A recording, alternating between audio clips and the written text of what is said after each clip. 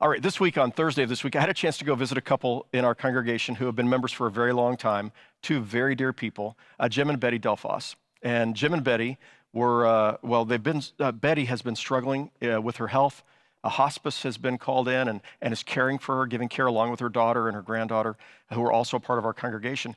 And it was their 71st wedding anniversary.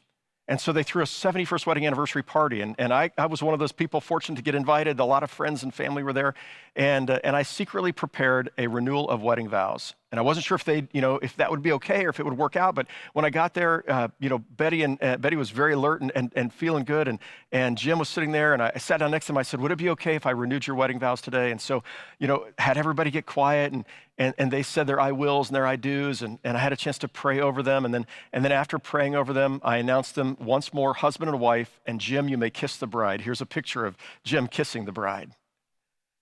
And I just love that. It was beautiful. It was beautiful to stand or to sit so close and to watch their lips meet and to see the joy on their faces. When I first got in the room, I sat down next to Betty for a moment, and I took her hands, and she looked at me and she said, "Honey, I don't have much time left." She said, "I know I'm going to go be with the Lord, and that's okay because I'm ready to be with him. I'm ready to go home," she said.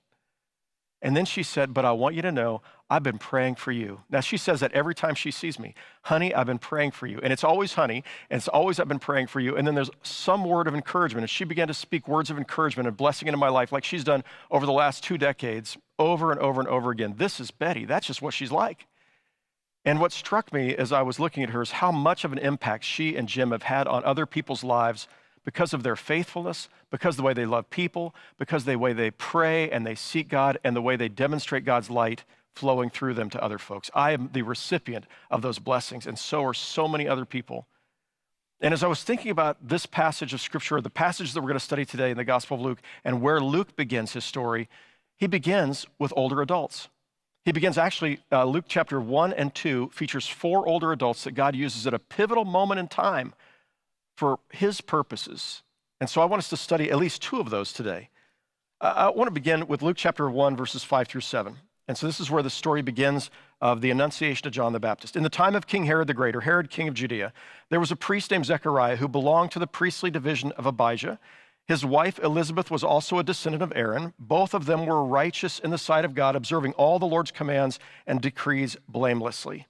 But they were childless because Elizabeth was not able to conceive, and they were both very old. Now, I first got to ask, how old is very old? God is choosing this couple to do something amazing, to give birth to John the Baptist. How old is very old? And when I looked in Scripture, I only found one reference using that exact phrase. This is in 2 Samuel 1932, where we learn that King David's friend Barzillai was very old, 80 years of age. All right, so 80 years. But if you turn to the Jewish Mishnah, which is the writings about the Torah that follow the first century, and you find that old actually looks like 60. So when you reach 60, it was a place of great honor, and so everyone was to stand when you walked in the room at age 60. Now, I got to tell you, I'm 57 and a half, almost 58, and calling somebody old at 60 doesn't really set very well with me. I'm not on board with the Mishnah, but I maybe 80, I might be willing to accept the title old, but not even very old at 80, right? So here we find whatever age they were, 60 to 80, we find that God is choosing and going to use this older couple. So this is the unexpected that God chooses to use. Now, they were righteous and blameless before God, and that's really important for Luke to say because they also had been infertile their entire lives. So if I'm assuming that Zechariah stopped praying, the old priest stopped praying for his wife to have a baby somewhere when she went through menopause. So that was just off the table as far as he was concerned. But for years they had prayed. And here's another thing to know. When we think about God choosing this older couple to have John the Baptist, it's important to know that in the ancient world, when people didn't understand infertility, they took it as a sign that God had closed up that person's womb. And though the Scripture doesn't teach this, I mean, it does teach that God can do that, but it doesn't teach that when people are infertile, God was the one who was causing this as some kind of punishment. But many people thought that there must be some kind of sin in your life if you weren't able to have a baby. There must be something wrong with you. God doesn't look at you with favor. And so you were, in some ways, cast aside by God. Because in that time, everyone wanted to have children. Today, many young adults, they don't want to have children. And many more want to have children but can't, but we understand the causes of infertility. But in this case, No one understood, and some people thought that this had to do with a lack of God's favor. And Luke wants to tell us really clearly, no, Elizabeth and Zechariah, they were blameless and righteous in God's sight. God looked on them with favor. And that's why when God needed someone special to accomplish something really important in his plan, to be able to have a child, John the Baptist, God looks around and says, who will I choose? How about this older couple over here who had longed and prayed for a baby, but had never been able to have it? Do you love that about God like I do? I mean, I love that God looks with compassion. This wasn't a sign of his displeasure, that they hadn't been able to have a child. That was just infertility. That was just a physiological problem. But what we see is God looking at them with compassion. And then he says, I can use this couple. That's who I choose.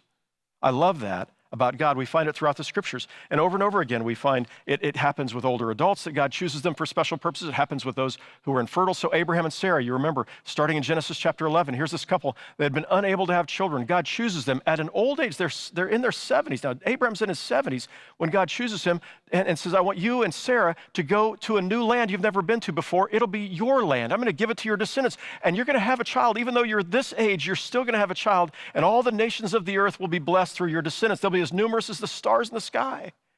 I mean, I love that. God looks at Abraham and Sarah and says, you're the least likely people to be chosen for this task, but I'm choosing you. I have compassion for you. I have love for you. I've seen your faithfulness and your love for me, and I'm choosing you at this time for the greatest thing in your entire life that will happen from the age of 75 on, Abraham. And then finally, when they're 90 and 100, Sarah's 90, Abraham's 100, they finally have this baby. They give birth to Isaac. You remember, of course, that they weren't the only ones who struggled with infertility and who God blessed them so that their last years were their best years of all.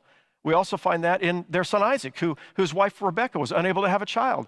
And finally, at the age of 60, Isaac and Rebekah bring twins into the world. Why? Well, God saw her weeping, and God had a special purpose, to extend the people of Israel. And God says, I'm going to bless you because my heart goes out for you and to you. And so Rebekah has two children. She has Esau and Jacob. Jacob, of course, his name is changed to Israel. Then Jacob, he's unable to have children with his favorite wife, Rachel. And then finally, after weeping and many years of pain, she's able to have a child. God blesses her with a child. He looks on her with favor. It's not disfavor. He looks on her with favor and compassion, and she's able to have a child. And she has Joseph, who's going to save the children of Israel when he becomes, prime minister of Egypt. I mean, God has a special purpose. He's got something that has to be done, and he looks around for the people that he has compassion on because they were set aside or mocked or made fun of or made to feel small. That's what we find consistently throughout Scripture.